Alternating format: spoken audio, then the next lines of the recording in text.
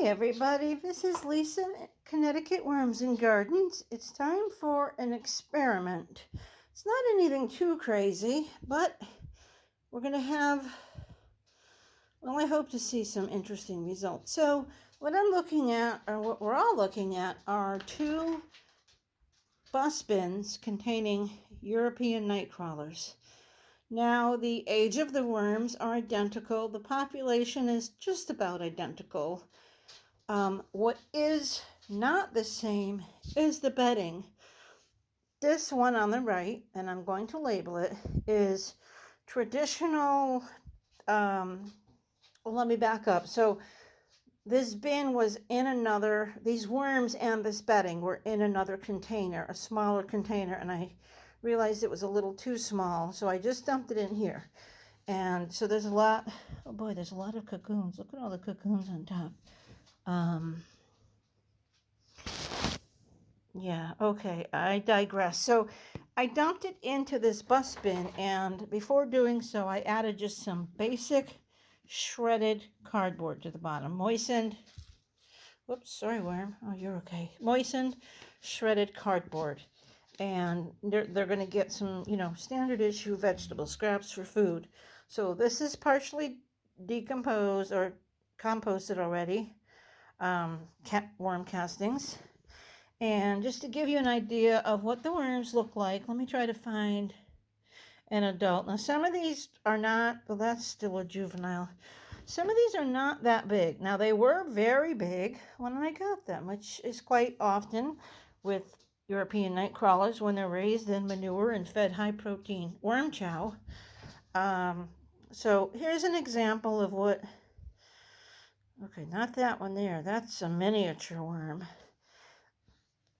But just in general, let me put a couple out here.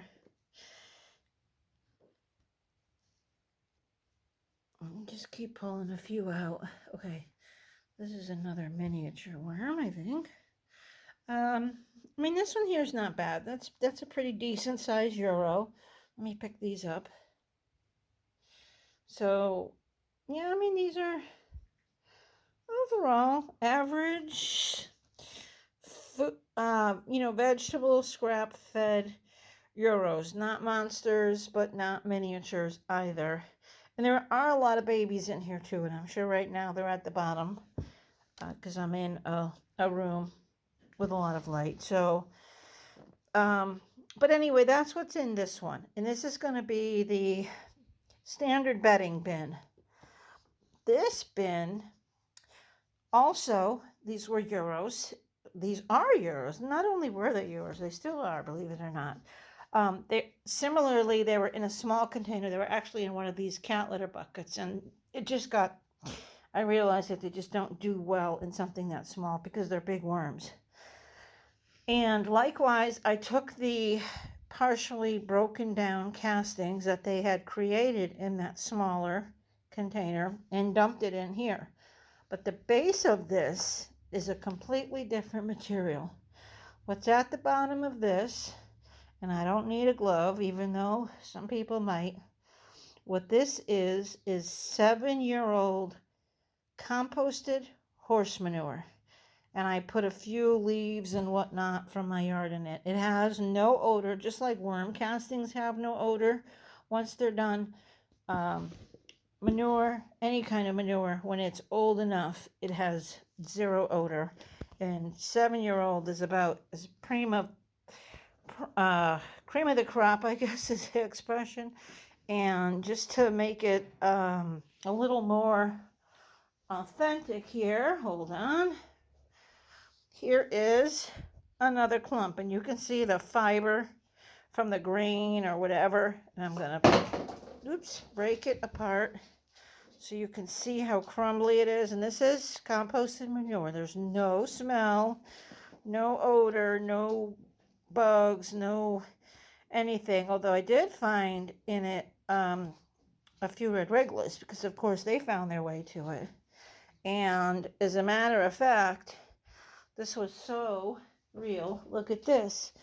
This is horsehair. It's like part of the mane or the tail, probably where they brushed it out. They probably throw the trimmings or the brushings, whatever it would be referred to. And I'm going to bury this in here. And I know I saw another piece. Hold on. I'm going to kind of hold the phone while I look here. I had another piece of, I thought it was the main. Well, here, I have another clump of manure. I'm going to put one clump in, unbroken. Let me pause for a sec.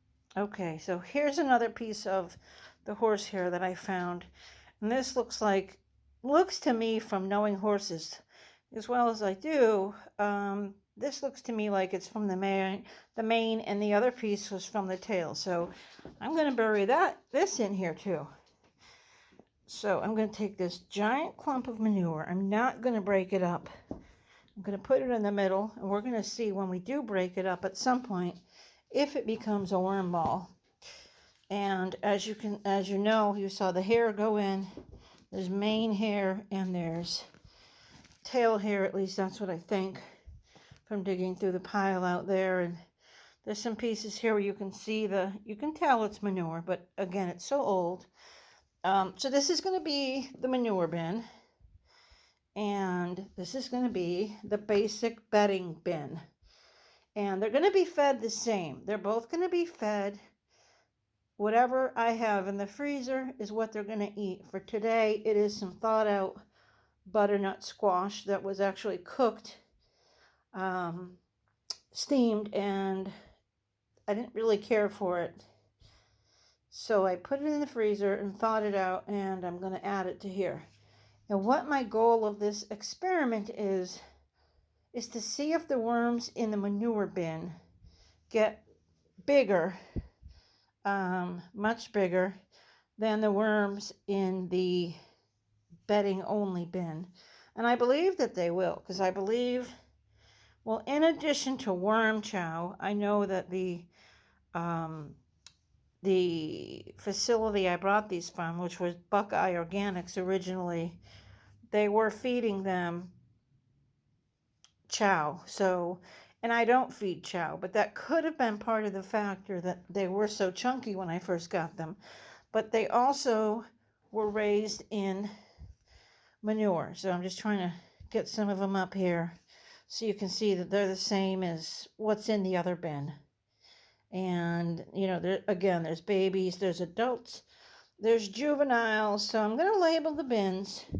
And I think, you know, I'll feed them regularly. No need for me to show you that. But like once a month, we're going to kind of check on these worms and check the progress to see if, in fact, the worms in the manure bedding bin get bigger than the worms in the standard paper-based bedding bin. Boy, that's a tongue twister. And I'm not going to feed worm chow to either one of these bins. I'm going to let the bedding be the only difference in between the two groups. And if feeding this, or if raising these doesn't produce bigger worms, then I'm going to feed worm chow to the Euros in this manure bin and continue to feed only food scraps to the worms in this bedding bin. Because if it's not the manure that made them so big and plump before I got them, then it was the worm chow. Or it could be a combination of both. So right now, since I do have access to the manure, and you know, it's not fresh, it doesn't have smell, it's actually 7 years old, so it's really, it's composted manure, and it's pre-screened, and it's, you know, it's really prime stuff for the garden, and I'm using some in here. So you can look for the updates. I expect these worms to grow fast. I expect them to get fat. And I expect to find a higher ratio of cocoons in this side than in the bedding side. Now, right now, for some reason, there look to be a lot more cocoons in here. And I don't know if just when I divided these worms a couple of months ago and put them in the buckets, if I just happened to grab more material that had cocoons in it, but it doesn't matter because they're both now in identical matching bus bins. Going to put a little piece of cardboard over the top. Going to keep the moisture level pretty much the same. I suspect that the bedding side or the bedding bin is going to require water added more often than the manure side because I think the paper, the cardboard, is going to dry out faster than the manure. But I don't know because I've never done this before. I have raised worms in rabbit manure outside, but have never done anything in the house. The manure I had from the rabbits was fresh and stinky, so I wouldn't have brought it in the house.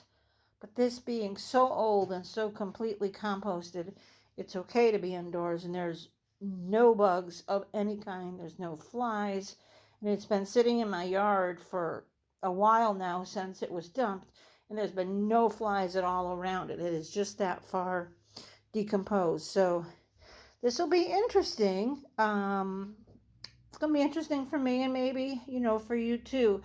Because I know there's other people like myself who have bought euros that are big and plump and chunky, and we get them and, within a few months or maybe it's a year, I don't know, they get a lot smaller. And that doesn't mean they're not as productive in making castings, but there's a reason that they're so plump to begin with. And it's either the bedding or it's the food or it's both. So I'm going to try to recreate that condition to find out.